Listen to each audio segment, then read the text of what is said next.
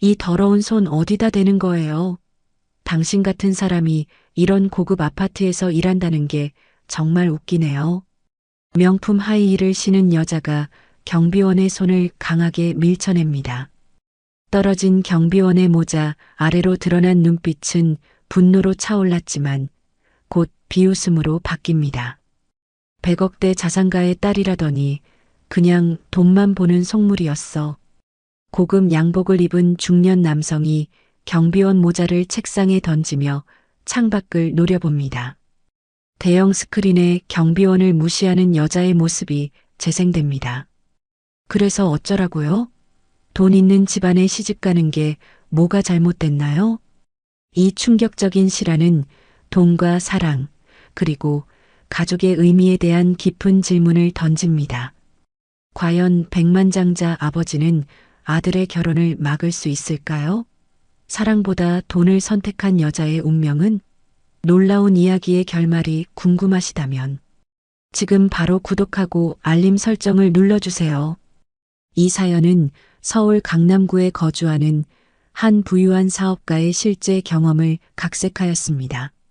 나이가 들수록 사람의 진심이란 더욱 보기 어려워진다는 걸 깨닫습니다. 특히 내 주머니가 두둑할수록 말이죠. 내 이름은 강준호, 올해 65살입니다. 한때는 맨손으로 시작해 이제는 수백억대 자산을 일군 사업가죠. 사람들은 나를 백만장자라 부르며 부러워하지만 그 이면에는 아무도 모르는 고독이 있습니다. 아내를 일찍 여의고 아들 민준을 홀로 키우면서 돈보다 값진 것이 무엇인지 깨달았습니다. 그런데 오늘 내 삶의 평화를 깨는 일이 일어났습니다. 아버지, 제가 결혼하려고 합니다. 민준이 갑작스럽게 찾아와 한 말이었습니다. 32년 동안 내 전부였던 아들이 누군가와 평생을 함께하겠다고 합니다. 그것도 겨우 석 달 만에 만난 여자와 말이죠. 지은이라고 정말 착하고 현명한 여자예요. 아버지도 분명 마음에 드실 거예요. 민준의 눈은 반짝였습니다. 사랑에 빠진 청년의 눈빛이었죠. 처음에는 그저 아들의 행복을 빌어주려 했습니다.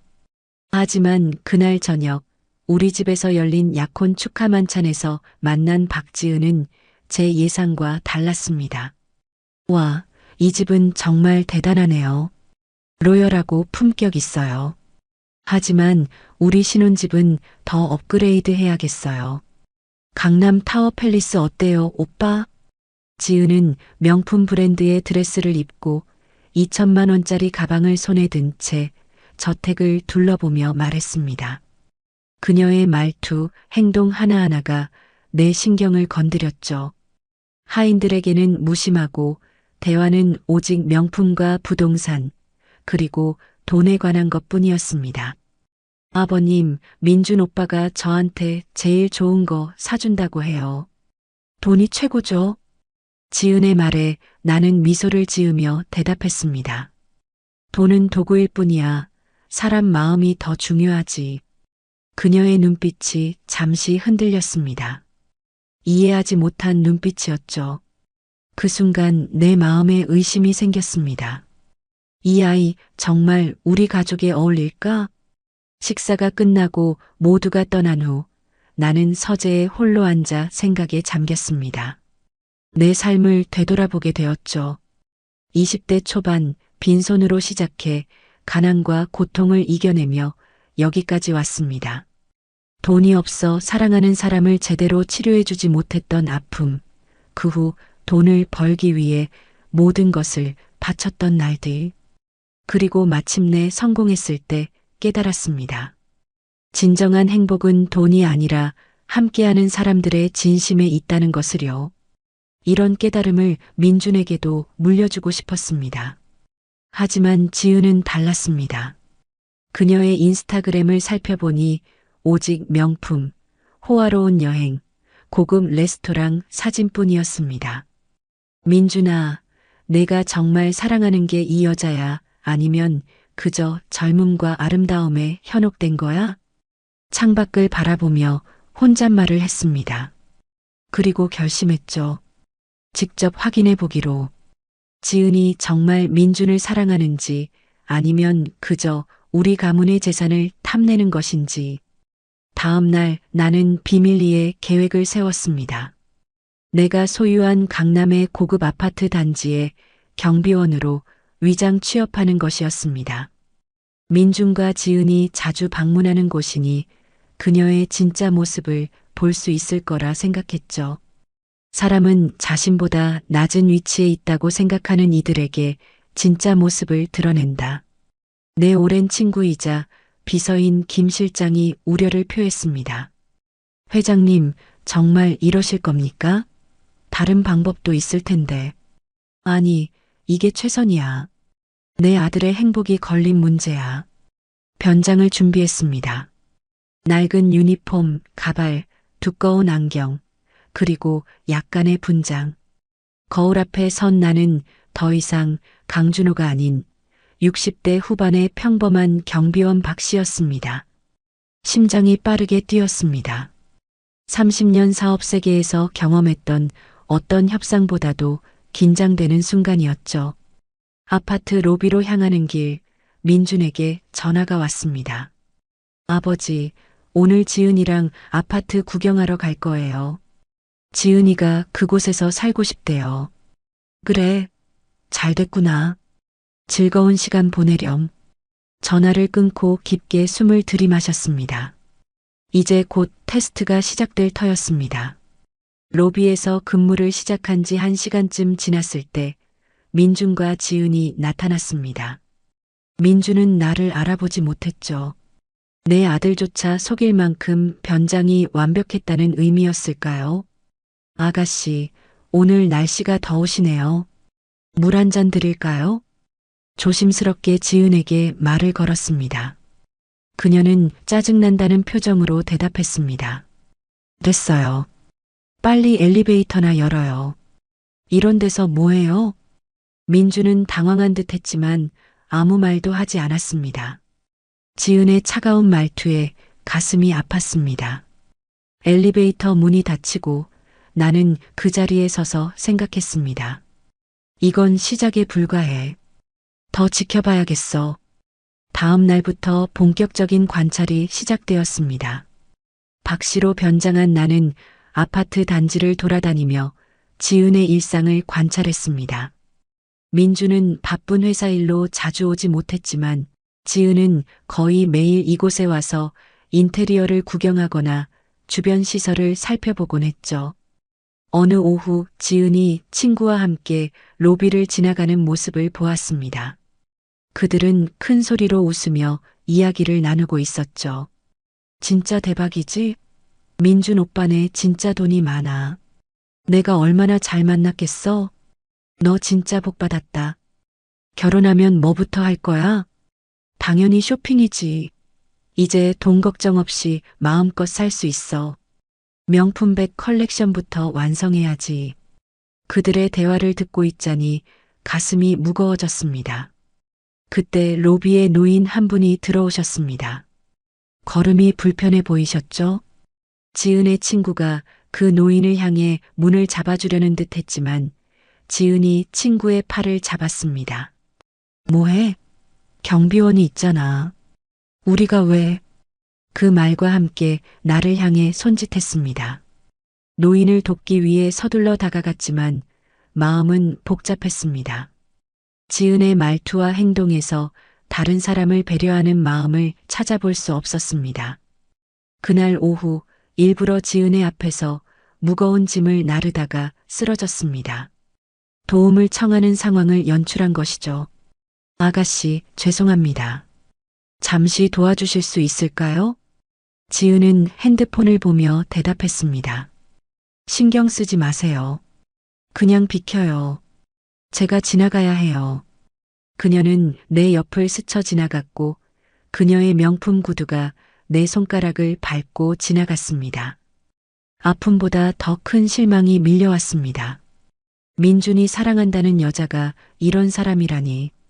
로비에서 지은이 친구와 통화하는 소리가 들렸습니다. 오빠, 빨리 결혼해서 이런 시시한 생활 벗어나고 싶어? 매일 이 아파트 구경하는 것도 지겨워.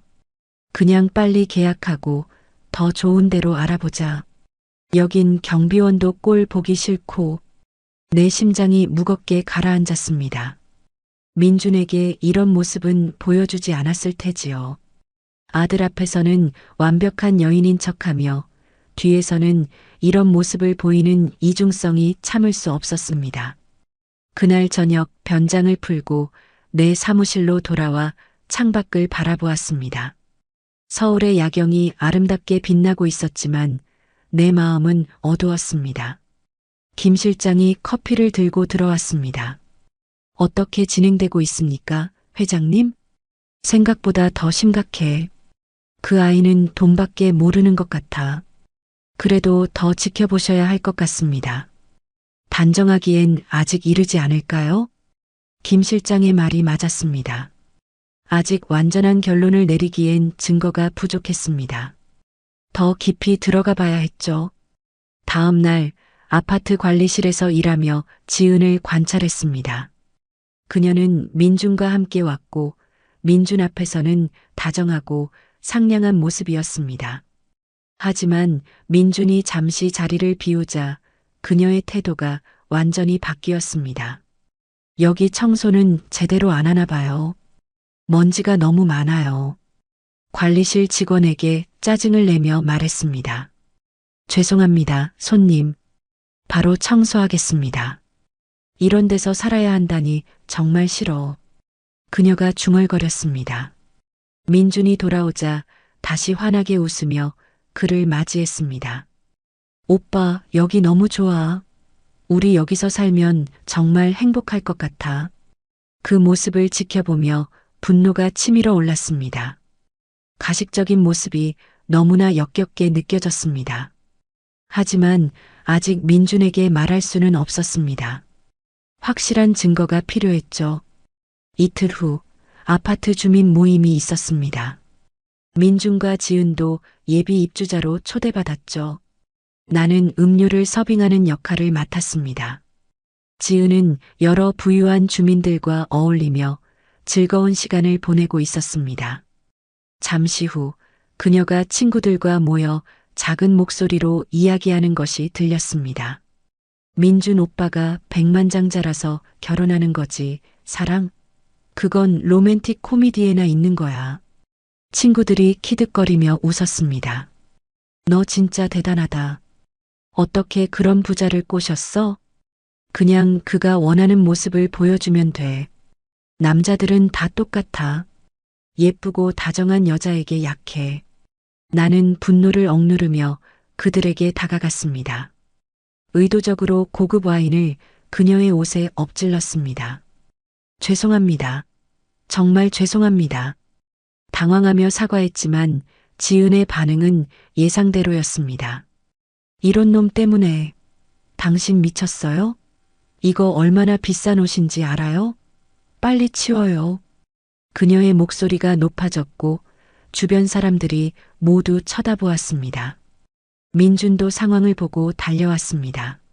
무슨 일이에요? 지은아, 괜찮아? 이 경비원이 일부러 와인을 엎질렀어요. 정말 화가 나요. 민준은 당황한 듯 했지만 침착하게 대응했습니다. 실수였을 거예요. 괜찮아요, 박 씨. 천천히 닦으세요. 지은은 민준의 반응에 더 화가 난 듯 했지만 억지로 미소를 지었습니다. 하지만 그녀의 눈빛은 여전히 차가웠습니다. 네, 오빠. 실수죠, 뭐. 이 장면을 지켜보며 내 마음속 결심이 굳어졌습니다. 이게 내 진짜 얼굴이구나.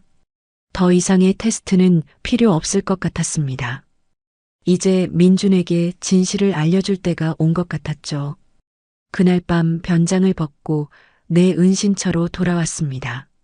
작은 오피스텔이었지만 이곳에서 박 씨로 변신하고 준비했죠. 거울을 보니 지친 얼굴이 보였습니다. 단순한 테스트라고 생각했는데 예상보다 훨씬 가슴 아픈 결과를 맞닥뜨리게 되었으니까요. 민준아, 넌 정말 행복한 걸까? 혼잣말을 중얼거리며 핸드폰을 꺼냈습니다. 민준에게 직접 이야기해야 할까 아니면 다른 방법이 있을까 고민하던 중이었습니다. 그때 문자 알림이 울렸습니다.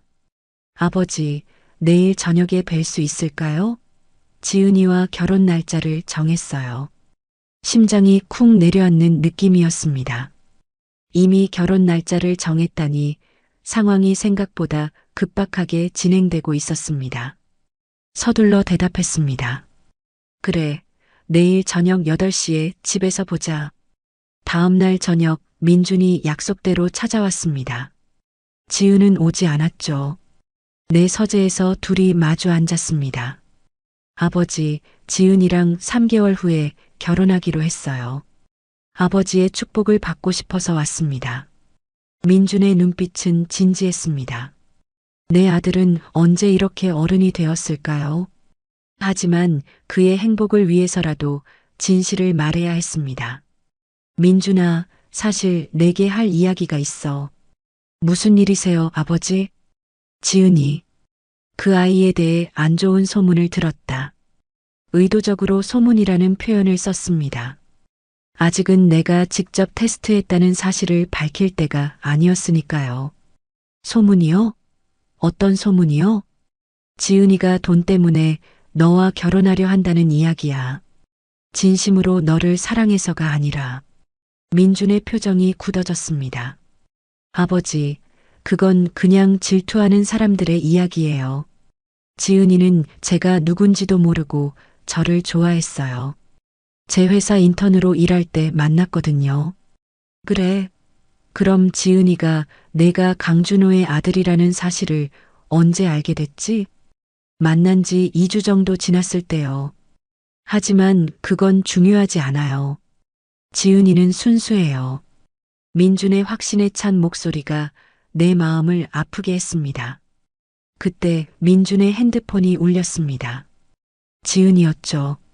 민준이 통화를 하는 동안 나는 조용히 기다렸습니다. 그런데 통화 중 민준의 표정이 미묘하게 변했습니다. 지은아, 그게 무슨 소리야?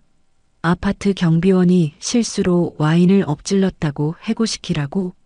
내 귀가 번쩍 뜨였습니다. 민준이 계속 이야기했습니다. 그건 너무 심한 거 아니야? 실수였을 텐데. 응? 그냥 가난뱅이잖아. 왜 신경 써? 라니, 그런 말하면 안 돼, 지은아. 민준이 통화를 마치고 당혹스러운 표정으로 나를 바라보았습니다. 아버지, 지은이가 좀 이상해요.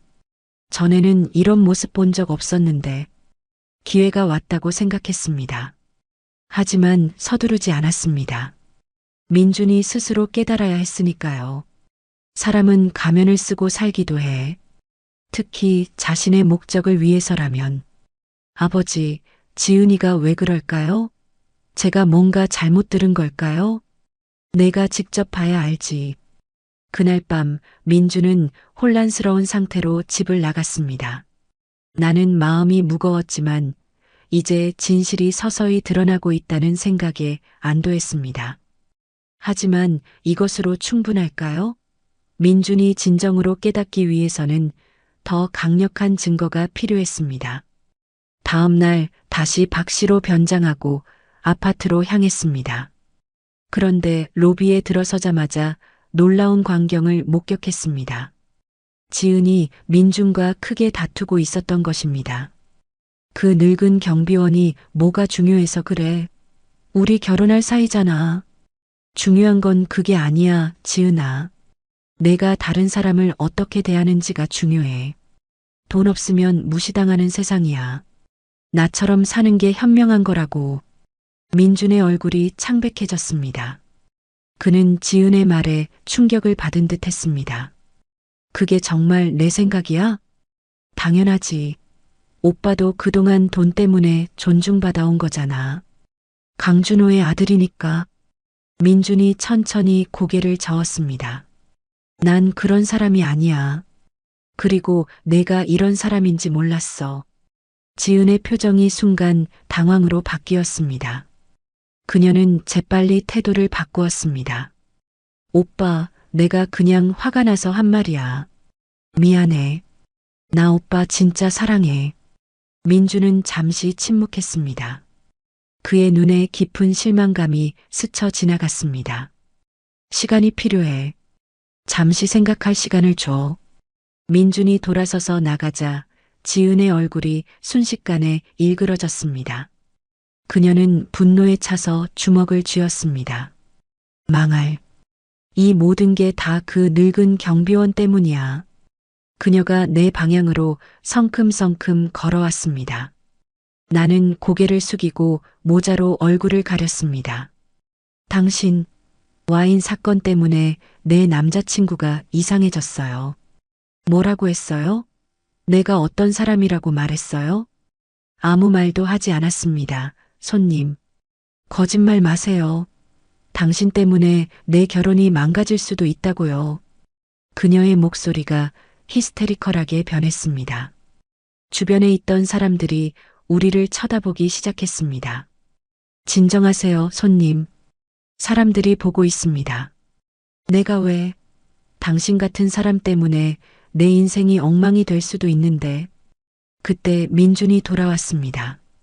그는 지은의 모습을 보고 충격을 받은 듯 했습니다. 지은아, 지금 뭐 하는 거야? 지은은 순간 당황했지만 곧 울음을 터뜨렸습니다. 오빠, 이 사람이 나한테 심한 말을 했어. 내가 돈만 보고 오빠랑 결혼한다고. 민주는 나를 바라보았습니다. 그의 눈에는 의심과 혼란이 가득했습니다. 그게 사실인가요? 나는 천천히 고개를 들었습니다. 그리고 민준과 눈을 마주쳤습니다. 우리 아들의 눈에서 서서히 깨달음이 피어나는 것을 볼 수 있었습니다. 아버지, 그의 목소리는 거의 들리지 않을 정도로 작았습니다. 지은은 혼란스러운 표정으로 우리를 번갈아 바라보았습니다. 뭐라고? 아버지라고? 민주는 한 걸음 뒤로 물러섰습니다. 그의 눈에는 이제 모든 것을 이해했다는 표정이 떠올랐습니다. 아버지, 이게 다 무슨 일이에요? 나는 천천히 모자를 벗었습니다. 이제 더 이상 숨길 필요가 없었습니다. 내가 행복했으면 해서 그랬어, 민준아. 지은의 얼굴이 창백해졌습니다. 그녀는 상황을 완전히 이해한 듯 했습니다. 이게 다 계획된 거였어요? 로비는 순간 침묵에 휩싸였습니다. 지은의 창백한 얼굴, 민준의 혼란스러운 표정, 그리고 내 결단에 찬 눈빛이 공기 중에 팽팽한 긴장감을 만들어냈습니다. 이제 더 이상 숨길 수 없는 진실 앞에 우리 셋은 서 있었습니다. 그래, 계획된 거였어. 내 목소리는 차분했지만 단호했습니다. 경비원 유니폼을 입은 채로 지은을 똑바로 바라보았습니다. 당신, 어떻게 이럴 수가. 지은의 목소리가 떨렸습니다. 그녀의 눈에서는 분노와 당혹감이 교차했습니다. 내가 아들의 행복을 위해 할 수 없는 일은 없어. 특히 그 행복을 위협하는 사람이 있다면 말이지. 민준이 한 걸음 앞으로 나섰습니다. 아버지, 정말 이렇게까지 하셔야 했어요? 저를 믿지 못하셨던 거예요? 그의 목소리에는 배신감이 묻어났습니다. 내 아들의 상처받은 눈빛이 가슴을 찔렀지만 이미 돌이킬 수 없는 상황이었습니다. 널 믿지 못한 게 아니라 내 눈을 가린 사랑을 걱정했던 거야. 내가 보지 못하는 진실을 내가 봐야 했어. 지은이 갑자기 웃음을 터뜨렸습니다. 그것은 진심 어린 웃음이 아닌 비웃음이었습니다. 와, 정말 대단하네요. 백만장자가 이런 짓까지 하다니. 경비원으로 변장해서 사람들 속이고 테스트하고. 당신들 부자들은 다 이렇게 사람 가지고 놀아요? 사람 가지고 논 건 누구지? 내 아들의 재산만 보고 접근한 건 누구야?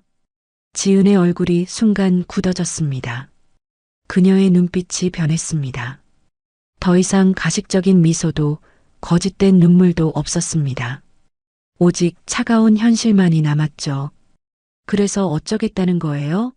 민준 오빠가 부자라서 만났다고 해도 그게 뭐가 잘못됐나요? 이 세상에서 돈 없이 살 수 있는 사람이 어디 있어요? 민준의 표정이 점점 어두워졌습니다. 그는 지은의 말 한마디 한마디에 충격을 받는 듯 했습니다. 지은아, 내가 정말 그런 생각을 하고 있었어? 지은은 잠시 민준을 바라보았습니다. 그녀의 눈에 순간 망설임이 스쳐 지나갔지만 곧 결심한 듯 고개를 끄덕였습니다. 그래, 처음에는 내가 부자라서 좋았어. 하지만 그게 뭐가 나빠? 모든 여자들이 다 그렇게 생각해. 단지 말하지 않을 뿐이야. 아니, 모든 여자가 그렇지 않아. 내가 그런 여자일 뿐이야. 민준의 목소리는 낮았지만 단호했습니다. 그의 눈에는 이제 깊은 실망감만이 남아 있었습니다. 지은은 그런 민준을 바라보다가 갑자기 태도를 바꾸었습니다. 오빠, 내가 잘못했어. 이건 다 오해야. 나 정말 오빠를 사랑해. 진심이야. 그녀가 민준에게 다가가려 했지만 민준은 한 걸음 물러섰습니다. 그만해, 지은아. 이제 더 이상의 거짓말은 필요 없어. 지은의 얼굴이 순간 일그러졌습니다. 그녀는 이제 모든 가면을 벗어던진 듯 했습니다. 알았어.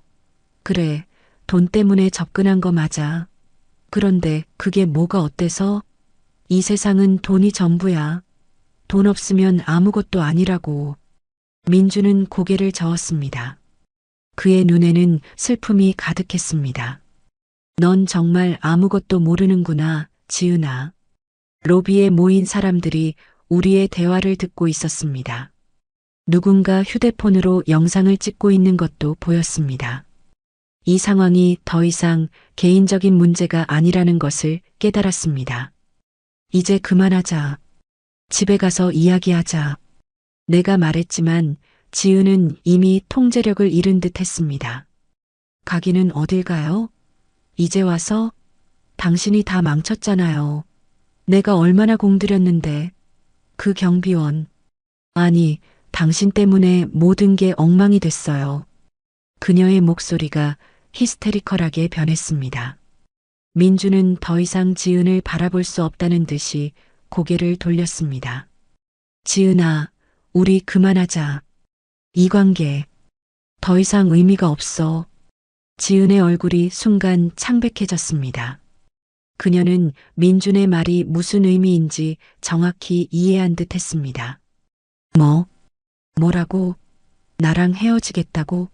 이럴 순 없어. 결혼 날짜도 정했는데. 미안해. 하지만 이게 최선이야. 민준의 목소리는 조용했지만 결연했습니다. 지은은 마지막 카드를 꺼내듯 내게 향했습니다. 당신, 이게 다 당신 때문이에요. 백만장자면 뭐해요? 이렇게 사람 인생 망치고 당신이 얼마나 교활한지 다들 알게 될 거예요. 내가 대답하기 전에 민준이 앞으로 나섰습니다.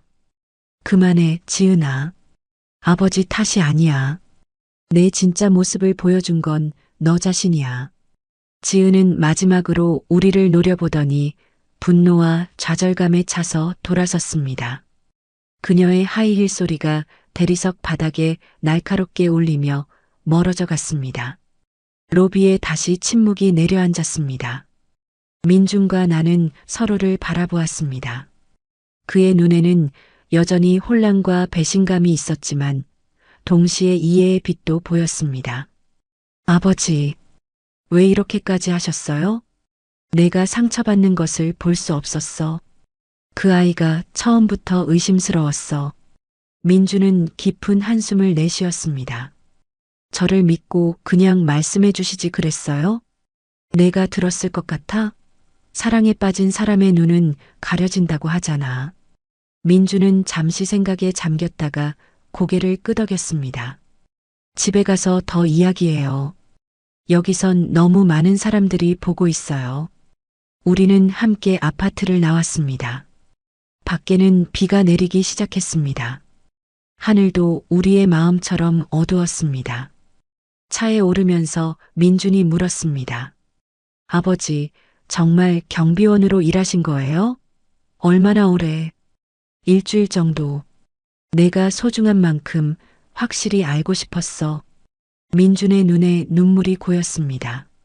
지은이가 정말 그런 사람이었다니 믿기지 않아요. 사람은 가면을 쓰고 살지. 특히 목적이 있을 때는 더욱 그래. 빗방울이 창문을 타고 흘러내렸습니다. 마치 오늘의 일을 씻어내리는 듯 했습니다. 민주는 창밖을 바라보며 말했습니다. 제가 너무 멍청했나 봐요. 사랑이라는 감정에 눈이 멀어서. 그게 사랑이야, 민준아. 내 탓이 아니야. 민주는 고개를 끄덕였지만 그의 눈에는 여전히 깊은 상처가 남아 있었습니다. 내 아들이 이렇게 아파하는 모습을 보는 것이 가슴 아팠지만 더 큰 상처를 막았다는 생각에 안도했습니다. 시간이 지나면 나아질 거야.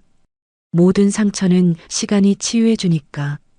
민주는 아무 말도 하지 않았습니다. 그저 빗방울이 흘러내리는 창문을 바라볼 뿐이었습니다.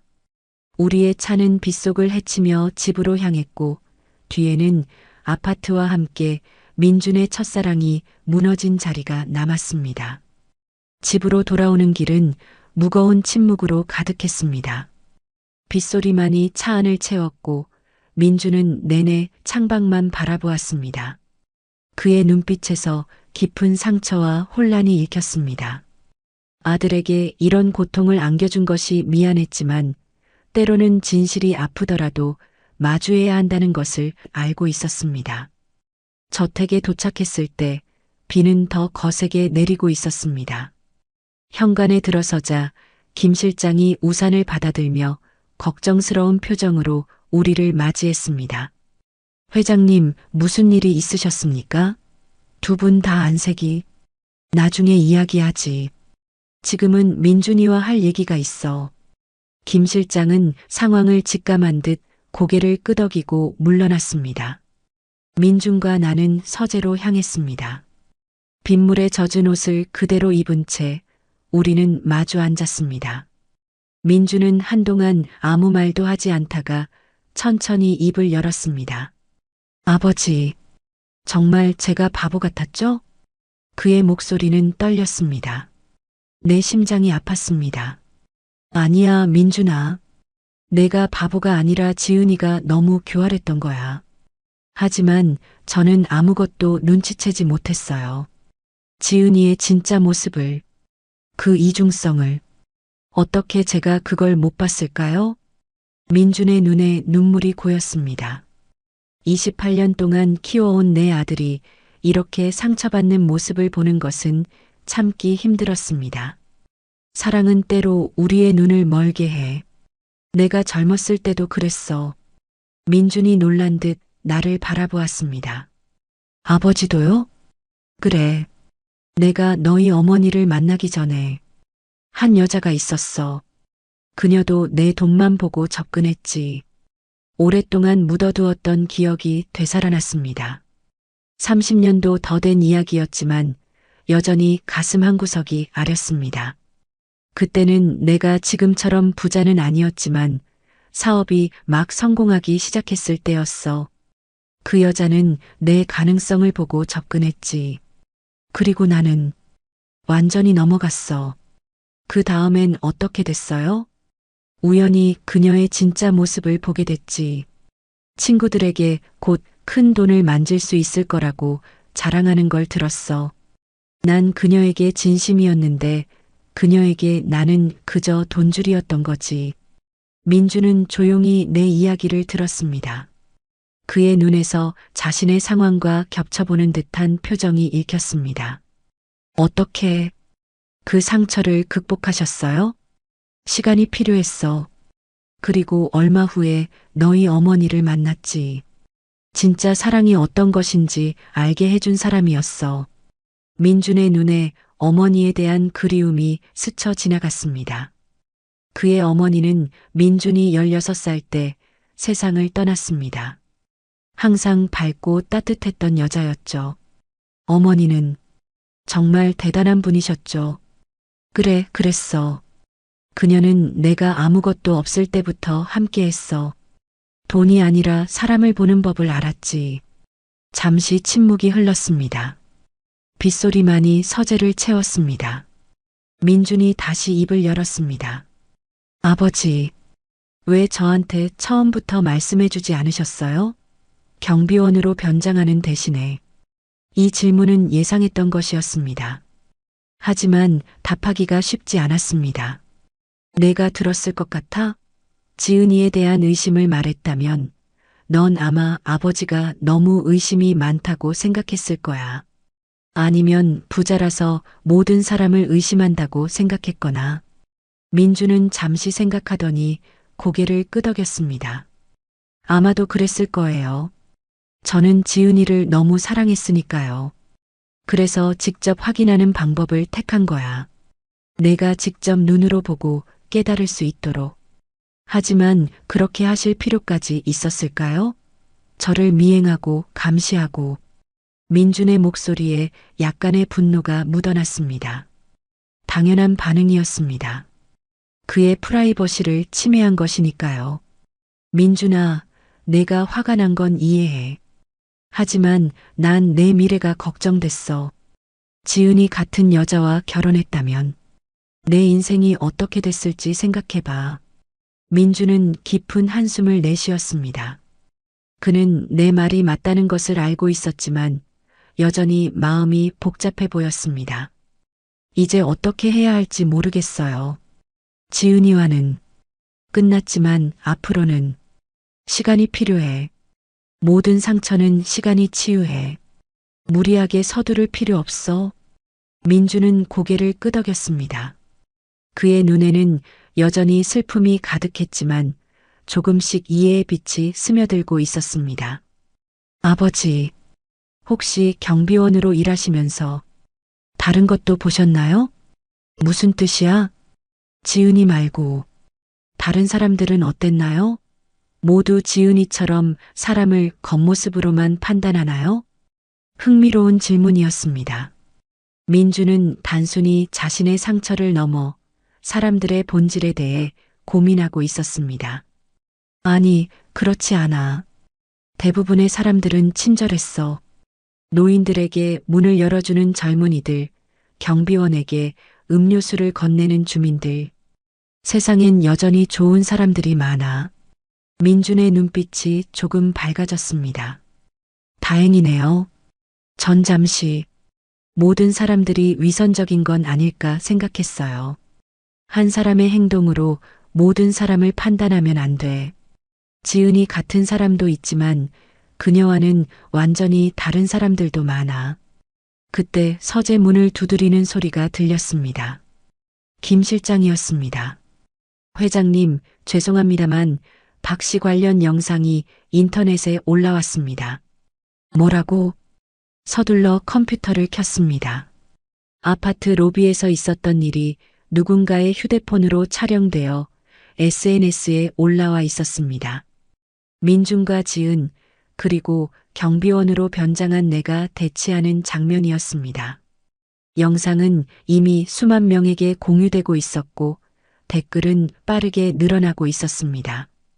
이런, 민준의 얼굴이 창백해졌습니다. 그의 프라이버시가 온라인에 노출된 것입니다. 걱정 마, 민준아. PR팀에 연락해서 조치를 취하게 할게. 하지만 이미 영상은 빠르게 퍼지고 있었습니다. 백만장자의 변장 테스트라는 제목으로 화제가 되고 있었죠. 어떤 사람들은 내 행동을 응원했고 또 어떤 사람들은 비난했습니다. 지은에 대한 의견도 갈렸습니다. 이제 어떻게 해야 할까요, 아버지? 모든 사람들이 우리 일을 알게 됐어요. 민준의 목소리에는 불안감이 묻어났습니다. 나는 깊게 생각하다가 결심했습니다.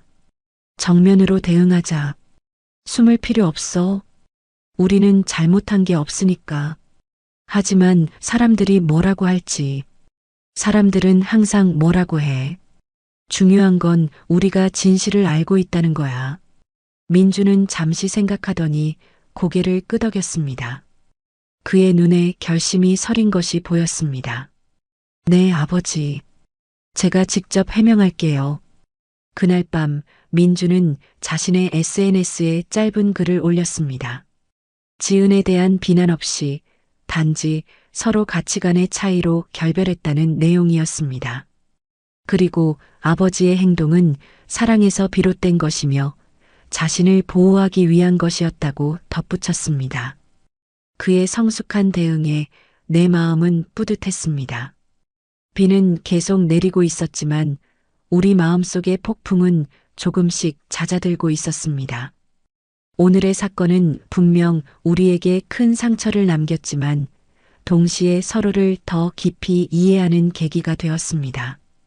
가끔은 폭풍이 지나간 자리에 더 맑은 하늘이 열리는 법이니까요.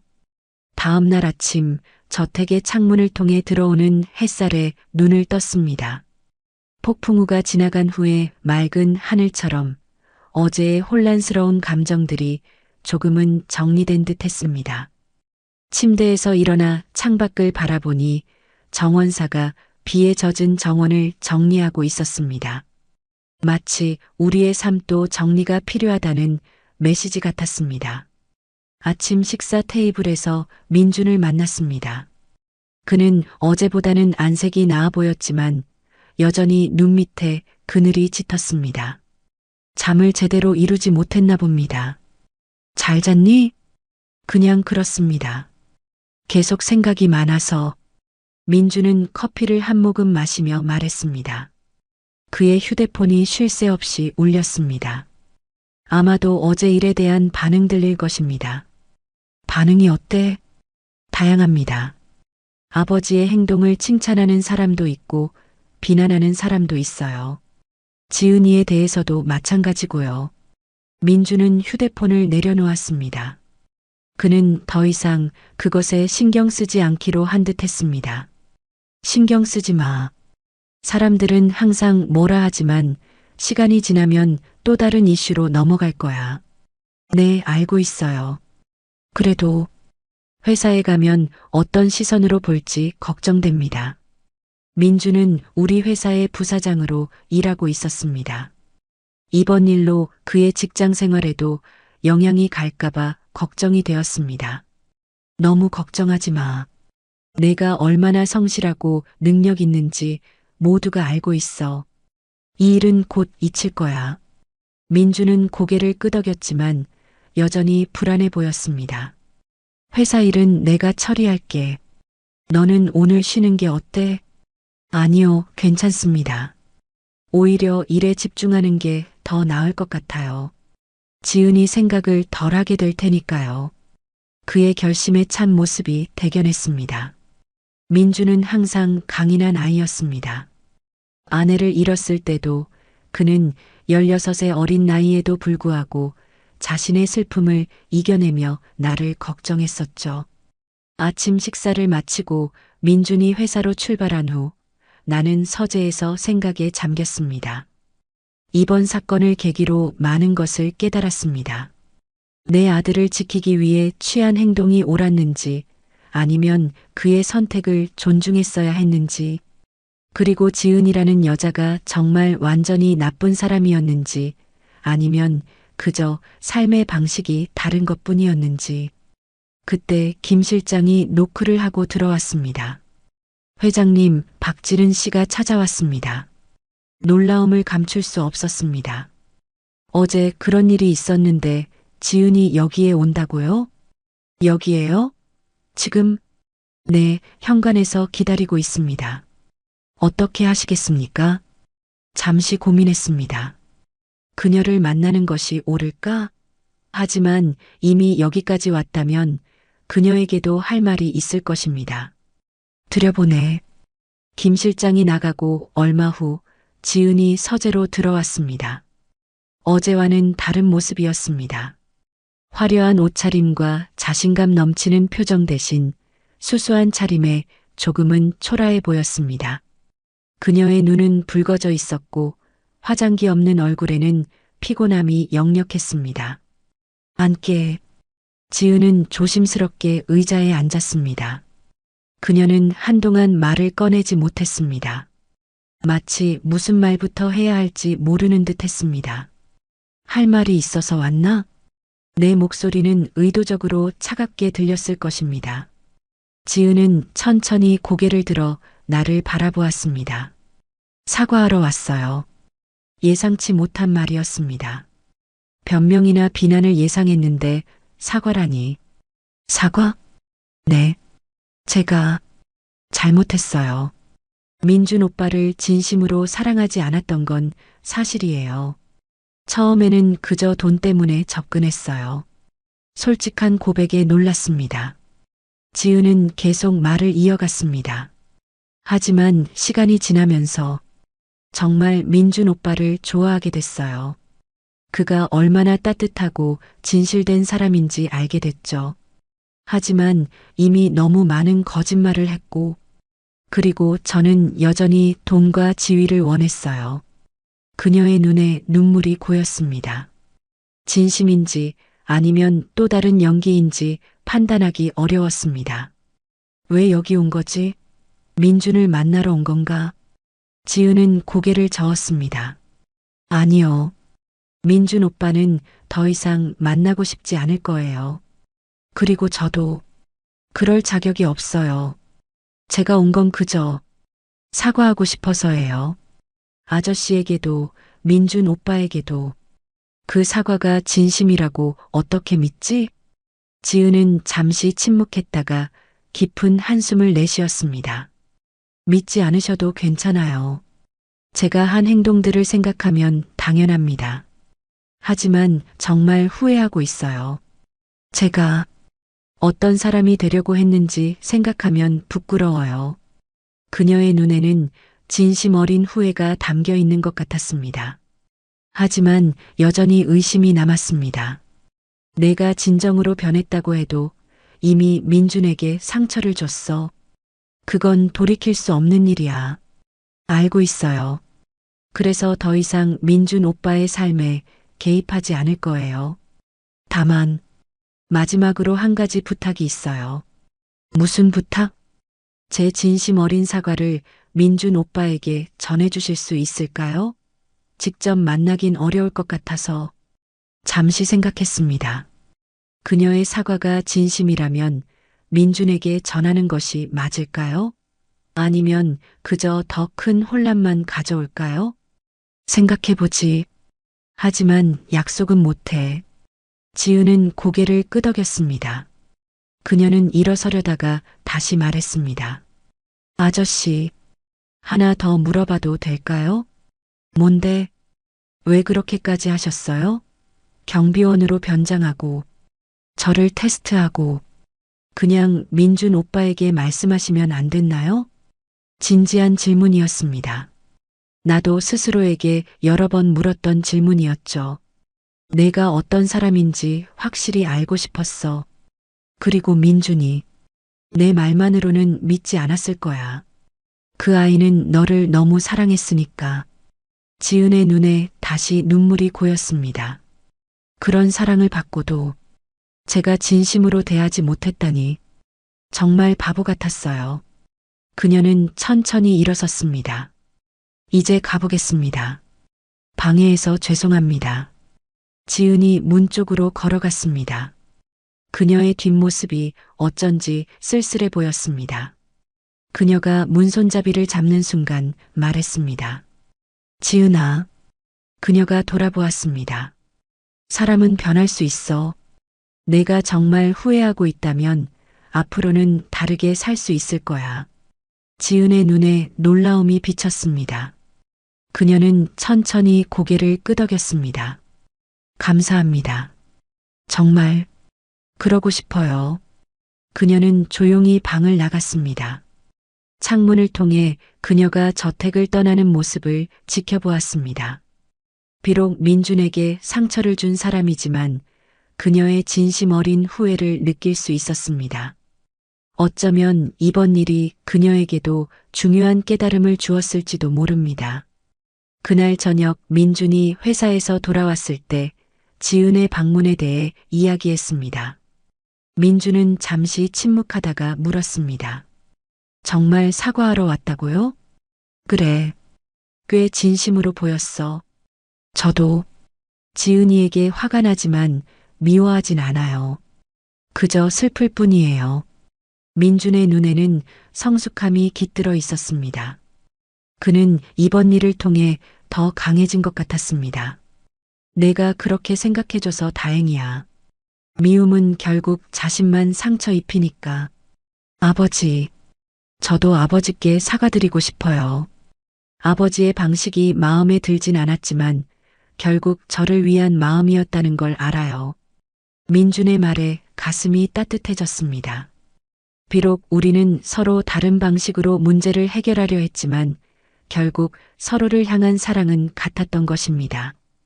나도 미안해, 민준아. 내 선택을 더 존중했어야 했는데. 우리는 서로를 바라보며 미소 지었습니다. 이번 사건은 분명 큰 상처였지만 동시에 우리 관계를 더 깊게 만드는 계기가 되었습니다. 때로는 폭풍우가 지나간 자리에 더 단단한 뿌리가 자라는 법이니까요. 그로부터 일주일이 지났습니다. 민주는 회사 일에 집중하며 상처를 치유해 나갔고 나는 다시 일상으로 돌아갔습니다. 아파트 경비원으로 변장했던 일은 인터넷에서 한동안 화제가 되었지만 예상대로 시간이 지나자 사람들의 관심은 다른 곳으로 옮겨갔습니다. 하지만 그 경험은 내게 깊은 생각거리를 남겼습니다. 그날 아침 내 사무실에서 창밖을 바라보고 있을 때 김 실장이 노크를 하고 들어왔습니다. 회장님, 잠시 시간 괜찮으십니까? 그래, 무슨 일이야? 어제 있었던 이사회 결정 사항을 보고 드리려고 합니다. 김 실장이 서류를 펼쳤지만 내 생각은 다른 곳에 있었습니다. 경비원으로 일했던 일주일 동안 보았던 사람들의 모습, 그들의 진짜 얼굴들이 계속 떠올랐습니다. 회장님? 듣고 계십니까? 아, 미안. 잠시 생각이 다른 데 있었어. 괜찮으십니까? 요즘 많이 피곤해 보이십니다. 김 실장의 얼굴에 진심 어린 걱정이 스쳤습니다. 그는 20년 넘게 나와 함께 일해온 충직한 직원이자 친구였습니다. 괜찮아. 그냥 생각이 많아서. 민준 부사장님 일 때문에 그러신 거죠? 그것도 있지만 내가 경비원으로 일하면서 본 것들 때문이기도 해. 김 실장은 의자에 앉았습니다. 그는 내가 진지한 이야기를 하려 한다는 것을 직감한 듯 했습니다. 무엇을 보셨습니까? 사람들의 진짜 모습을. 어떤 사람들은 경비원이라는 이유만으로 무시하고 또 어떤 사람들은 친절하게 대해. 그리고 나는 내가 과연 어떤 사람일까 생각하게 됐어. 회장님은 훌륭한 분이십니다. 그럴까? 나도 모르게 사람들을 지위나 재산으로 판단하고 있진 않았을까? 깊은 생각에 잠겼습니다. 경비원 복장을 하고 있을 때 사람들의 시선이 얼마나 달랐는지 몸소 느꼈습니다. 그동안 나는 사업가로서, 백만장자로서 항상 존중받는 위치에 있었습니다. 하지만 그 옷을 벗자마자 세상은 완전히 달라 보였습니다. 김 실장, 우리 회사에 경비원이나 청소부 같은 분들이 얼마나 일하고 있지? 본사와 지점을 합쳐 약 120명 정도 됩니다. 그분들 처우는 어떻지? 업계 평균보다는 높은 편입니다만 나는 자리에서 일어나 창가로 걸어갔습니다. 서울의 스카이라인이 내 눈앞에 펼쳐져 있었습니다. 얼마나 많은 사람들이 각자의 자리에서 열심히 살아가고 있을까요? 김 실장, 내일부터 전 직원 복지 개선안을 마련해. 특히 경비원, 청소부, 식당 직원들의 처우를 우선적으로. 네, 갑자기요? 그래. 내가 일주일 동안 경비원으로 일하면서 느낀 건데 우리가 미쳐보지 못했던 것들이 너무 많아. 김 실장은 잠시 놀란 표정을 짓다가 이내 미소를 지었습니다. 알겠습니다. 좋은 생각이십니다. 그날 저녁 민준과 함께 식사하면서 내 생각을 나눴습니다. 아버지, 정말 그런 계획을 세우셨어요? 그래. 내가 경비원으로 일하면서 많은 것을 깨달았어. 사람은 어떤 옷을 입고 있느냐에 따라 대우가 완전히 달라지더라. 민주는 생각에 잠겼다가 말했습니다. 저도 비슷한 생각을 하고 있었어요. 지은이 일이 있고 나서 제가 강준호의 아들이 아니었다면 지은이가 저를 어떻게 대했을까 생각해 봤거든요. 그건 우리가 알 수 없는 일이야. 하지만 중요한 건 우리가 앞으로 어떻게 살아갈 것인가 하는 거지. 민주는 고개를 끄덕였습니다. 아버지, 저도 회사에서 비슷한 프로젝트를 시작하고 싶어요. 특히 신입사원들을 위한 멘토링 프로그램을 강화하고 직급에 상관없이 모두가 존중받는 문화를 만들고 싶습니다. 아들의 제안에 가슴이 뿌듯해졌습니다. 이번 일이 아들에게도 깊은 깨달음을 주었나 봅니다. 좋은 생각이야. 함께 해보자. 식사를 마친 후 서재에서 커피를 마시며 우리는 더 깊은 대화를 나눴습니다. 아버지, 솔직히 말씀드리면 처음에는 아버지의 행동이 너무 과했다고 생각했어요. 나도 알아. 너무 극단적인 방법이었지. 하지만 이제는 조금 이해가 돼요. 아버지는 그저 제가 상처받지 않길 바라셨던 거죠. 맞아. 하지만 방법이 잘못됐어. 내 선택을 더 존중했어야 했는데. 민주는 잠시 생각에 잠겼다가 물었습니다. 아버지는 정말 지은이가 백만장자의 아들을 만나서 사치스럽게 살려고 했다고 생각하세요? 어려운 질문이었습니다. 지은에 대한 내 생각은 여전히 복잡했습니다. 솔직히 말하면 처음에는 그렇게 생각했어.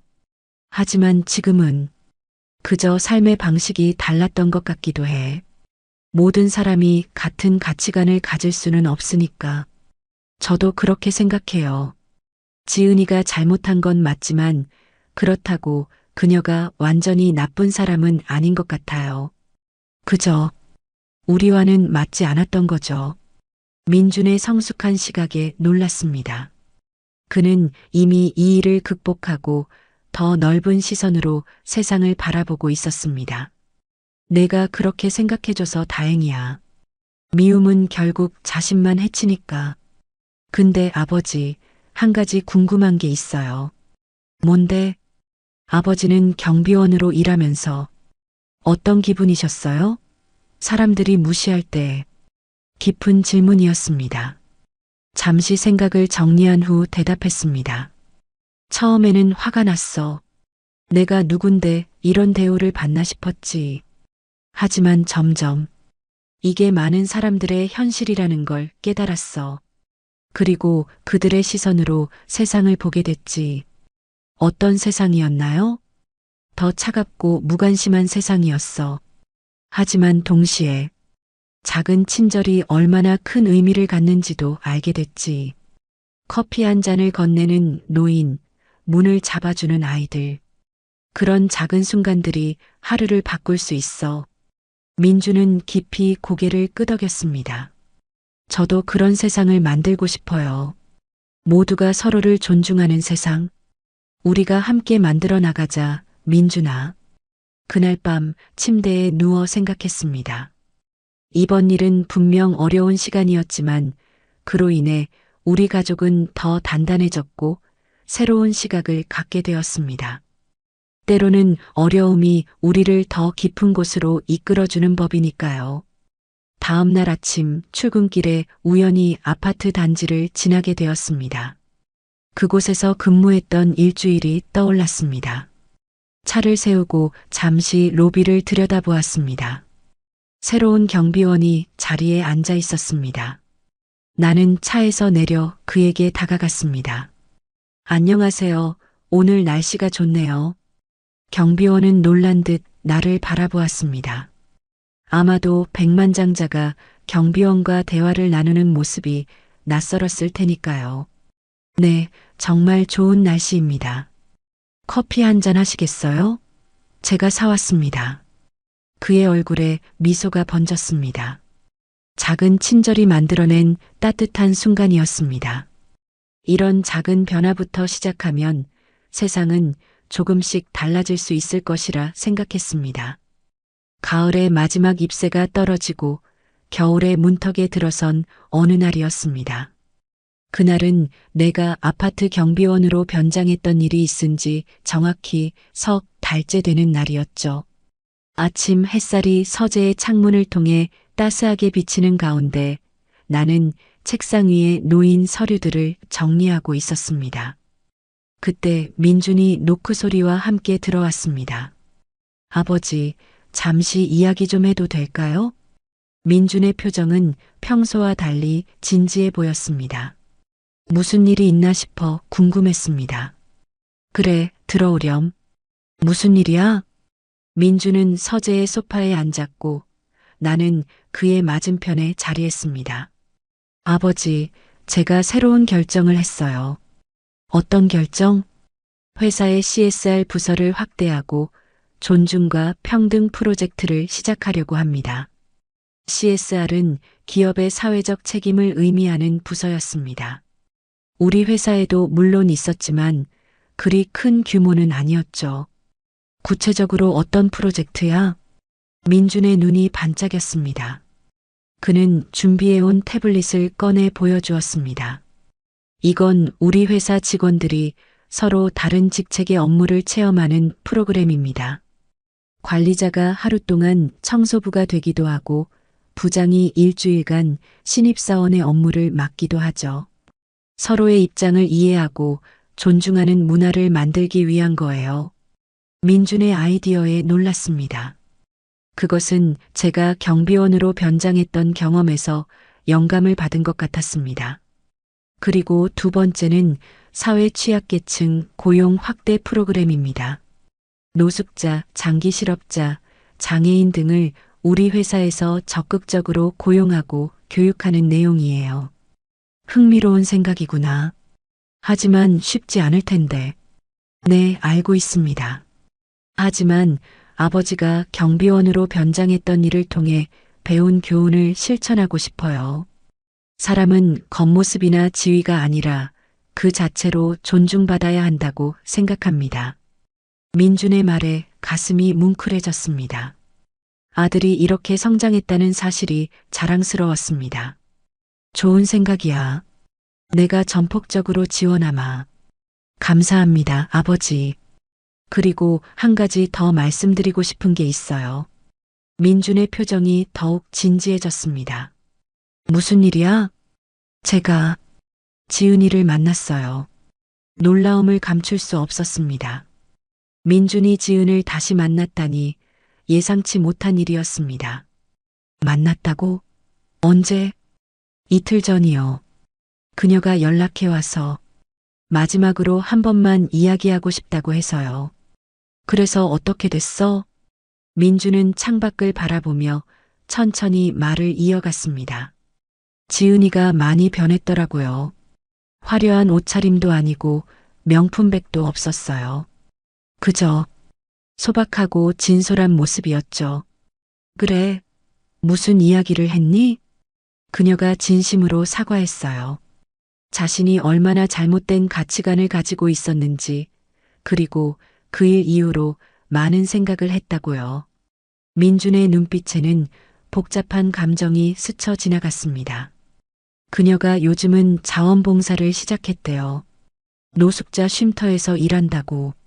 그리고 자신의 사치스러운 물건들을 대부분 기부했다고 하더라고요. 정말 그랬다고? 놀라운데. 네, 저도 처음에는 반신반의했어요. 하지만 그녀의 눈빛이 정말 달라졌더라고요. 그동안의 허영심과 물질주의가 사라진 것 같았습니다. 그래서 너는 어떻게 생각해? 민주는 잠시 생각에 잠겼다가 대답했습니다. 저는 그녀를 용서했어요. 미워하며 살고 싶지 않았거든요. 하지만 다시 사귀거나 그런 건 아닙니다. 그저 서로의 삶을 축복해주는 사이로 남기로 했어요. 민준의 성숙한 결정에 놀랐습니다. 그는 이번 일을 통해 정말 많이 성장한 것 같았습니다. 현명한 결정이야, 민준아. 미움은 결국 자신만 해치니까. 네, 저도 그렇게 생각해요. 그리고 지은이도 이번 일을 통해 많은 것을 배운 것 같아요. 어쩌면 아버지의 변장이 우리 모두에게 필요한 교훈을 준 게 아닐까요? 그 말에 깊이 공감했습니다. 처음에는 단순히 아들을 보호하기 위한 행동이었지만 결과적으로 우리 모두가 중요한 삶의 교훈을 얻었습니다. 그런 것 같구나. 때로는 예상치 못한 방식으로 삶이 우리를 가르치기도 하는 법이지. 그날 오후 민준의 제안으로 우리는 함께 아파트 단지를 방문했습니다. 내가 경비원으로 일했던 그곳이었죠. 로비에 들어서자 익숙한 풍경이 눈에 들어왔습니다. 경비원 박 씨는 여전히 그 자리에 있었고 주민들은 분주히 오가고 있었습니다. 박 씨, 안녕하세요. 내가 인사하자 그는 밝게 웃으며 대답했습니다. 아, 강 회장님, 어서 오세요. 요즘 어떻게 지내세요? 덕분에 잘 지냅니다. 회장님 덕분에 처우가 많이 좋아졌어요. 정말 감사합니다. 그의 말에 민준이 의아한 표정을 지었습니다. 아버지, 무슨 일이에요? 아, 내가 얼마 전에 이 아파트 관리업체에 연락해서 경비원들의 처우 개선을 요청했거든. 그리고 이 아파트 주민들에게도 작은 편지를 보냈지. 서로 존중하며 살자는 내용으로. 민준의 눈이 놀라움으로 커졌습니다. 정말요? 아버지가 그런 일을 하셨다니. 작은 변화지만 누군가는 시작해야 하니까. 우리는 잠시 아파트 정원을 거닐었습니다. 가을의 마지막 단풍이 아름답게 물들어 있었습니다. 아버지, 저는 이번 일을 통해 정말 많은 것을 배웠어요. 어떤 것들을? 사람은 겉모습으로 판단할 수 없다는 것, 진정한 가치는 물질이 아닌 마음에 있다는 것, 그리고 가장 중요한 건 모든 사람은 존중받을 가치가 있다는 거예요. 민준의 말에 깊이 공감했습니다. 그것은 제가 이번 경험을 통해 깨달은 것과 정확히 일치했습니다. 맞아. 사람은 자신의 지위나 재산이 아니라 그 자체로 존중받아야 해. 우리는 벤치에 앉아 가을 하늘을 바라보았습니다. 민준이 물었습니다. 아버지, 후회하세요? 경비원으로 변장한 것을 깊게 생각한 후 대답했습니다. 방법은 옳지 않았을지 모르지만 결과적으로는 아니, 후회하지 않아. 우리 모두가 중요한 것을 배웠으니까. 민주는 고개를 끄덕였습니다. 저도 그렇게 생각해요. 비록 상처받기도 했지만 그 덕분에 더 강해졌고 더 넓은 시각을 갖게 됐으니까요. 집으로 돌아가는 길 차 안에서 민준이 말했습니다. 아버지, 한 가지 제안이 있어요. 뭔데? 우리 함께 노숙자 쉼터에서 봉사활동을 시작하는 건 어떨까요? 매주 한 번씩만이라도. 민준의 제안에 미소가 지어졌습니다. 좋은 생각이구나. 함께 시작해보자. 그날 밤 서재에서 창밖의 별을 바라보며 생각했습니다. 삶이란 참 예측할 수 없는 여정이라는 것을. 처음에는 아들을 보호하기 위한 단순한 계획이었지만 그것이 우리 모두의 삶을 변화시키는 계기가 될 줄은 몰랐습니다. 경비원 유니폼을 입었던 그 일주일은 제가 수십 년간 사업가로 살아오면서 배우지 못했던 소중한 교훈을 가르쳐 주었습니다. 사람은 어떤 옷을 입고 있든 어떤 직업을 가지고 있든 모두가 존중받아야 할 소중한 존재라는 것을, 그리고 진정한 부는 은행 계좌가 아니라 마음속에 있다는 것을. 창밖에서 첫눈이 내리기 시작했습니다. 하얀 눈송이들이 도시를 덮으며 마치 새로운 시작을 알리는 것 같았습니다. 민준, 지은, 그리고 저 자신까지. 우리 모두는 이번 일을 통해 새롭게 태어났습니다. 비록 과정은 아팠지만 그 결과는 아름다웠습니다. 경비원 복장을 벗어던진 지금 저는 오히려 더 많은 것을 보게 되었습니다. 눈에 보이는 것보다 보이지 않는 것의 가치를, 지위나 재산보다 사람의 마음이 중요하다는 것을, 그리고 무엇보다 우리는 모두 서로에게 배울 점이 있다는 것을 창가에 서서 내리는 눈을 바라보며 생각했습니다. 이제 정말 알겠다. 진정한 백만장자란 돈이 많은 사람이 아니라 마음이 풍요로운 사람이구나.